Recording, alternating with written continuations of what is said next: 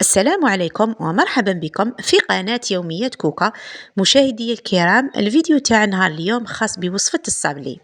هاد الصابلي يجي طبقات ومحشو بالكراميل والفوغاج، وعلى شكل شمعة. إذا نجوز المقادير. بسم الله على بركة الله. في ريسيبيون هنا حطيت 125 غرام زبدة طرية، أي ما يعادل نصف العلبة تاع 250 غرام. هنا تكون الزبدة بدرجة حرارة الغرفة. إذا نضيف لها 4 ملاعق من الزيت المائدة و2 ملاعق بومبي من السكر الناعم، بلا ما ننساو رشة الملح وملعقة أو نصف ملعقة صغيرة من لافاني، ونضيف لها هنا ملعقة كبيرة من الفلون بنكهة الفانيليا، وضفت هنايا حبة كاملة من البيض. ندمج المكونات بالباتور أو بالفوي، ونحبط الأطراف بهذه الطريقة. وضفت هنايا 2 ملاعق من النشا أي لا مايزينا، ونكمل الخفق حتى نتحصلوا على كريمة، يعني القوام يكون كريمي هكذا ويتغير لونه، نحبسوا الخفق. إذا نجيبوا كاس الأول تاع الفارينة بعد ما غربناها، ونضيف لها هنا ملعقة بومبي خميرة الحلوى، أنا استعملت نوارة.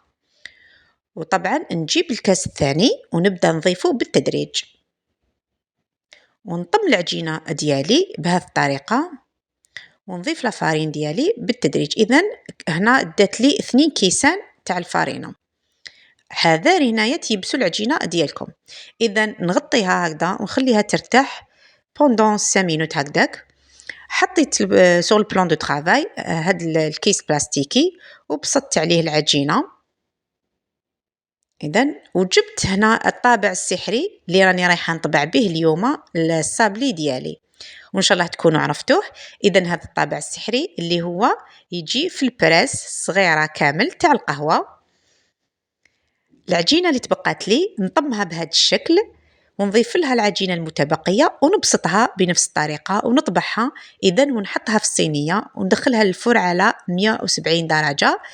إذن بعد ما طاب الصابلي بهذه الطريقة، يعني طاب روعة كما راكم تشوفوا، ما تغير شكله، يعني جاء على حبة. إذن نجيب هنا البوشادو هذا ونحط فيه كريمة الزبدة، وراني راح نستعمل هذه توفيا كراميل إكسترا. جبت القمع ديالي اللي هو شكارة حليب خياتي، استعملتها وهي بزاف بخاتيك، تساعدك بزاف في الخدمة. إذن وحضرت الفوغاج، نتوما استعملوا الفوغاج اللي حبيتو. إذن هنا جبت الحبة تاع الصابلي بهذه الطريقة على الوجه، حطيت فيها شوية كريمة الزبدة، ثم حطيت فيها شوية كراميل، ثم نجيبوا القطعة الثالثة ونحطوا فيها كريمة الزبدة بهذا الشكل، يعني على ماشي على الوجه، على الوجه عفوا، ماشي على القفا، ونحطوها بهذا الشكل. ركزوا معايا مليح هنا كيفاش درتها. وندير الفوغاج ديالي بهذه الطريقة. لما نكملوا كامل حبة الصابلي نجيبوا كسرونة اللي تساعدنا إينوكس طبعا، نحطوا فيها 200 غرام شوكولا بيضاء وندوبوها على حمام مريم. طبعا نضيف لها ملعقة كبيرة من الزيت، ونبدأ نقلاسي الصابلي بهذه الطريقة، ونحطوا الحبة فوق البابي دو كويسون هذا، ونزحزحوها على بلاصتها باش ما تلصقناش.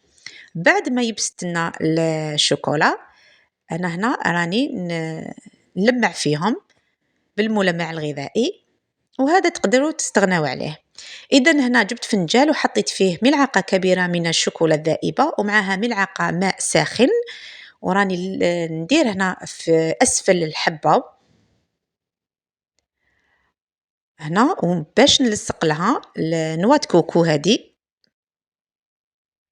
بهذه الطريقة باش نتحصلوا على هذا الشكل. طبعا هنا الشوكولا اللي درناها في القمع، رانا رايحين نديروا هاد البتي ديكوراسيون هكذا، ديروهم عشوائي كما راني انا ندير فيهم هكذايا. بعد ما نكملو كل الحبات نحطو شويه شوكولا فوق الحبات تاعنا تاع الصابلي باش نلصقو لها حبيبات اللوز بهذه الطريقه. وهذا هو إذن الشكل النهائي لحبة الصابلي تاعنا. راني راح نقسم معكم هاد الحبة، راكم راحين تشوفوا يعني الطراوة وتشوفوا الطبقات بهذا الشكل. إذن شوفوا الطراوة راهو يدوب يعني كما يقولوا يدوب في يديكم قبل فمكم. إذن البنة ما نحكي لكمش، وشوفوا الطبقات والتعسال كيفاش راهو جاي. ما تنسوش تجربوا هذه الوصفة، وكي تنجح معكم خلوا لي في التعليقات. إذا قلت لكم هذه هي الوصفة تاع نهار اليوم، البنة بيرفكتو. جربوا الوصفة. والآن ما عليا غير نقول لكم اشتراك، أبوني، تفعيل، تعليق، شباب كيما نتوما. نحبكم، سلام.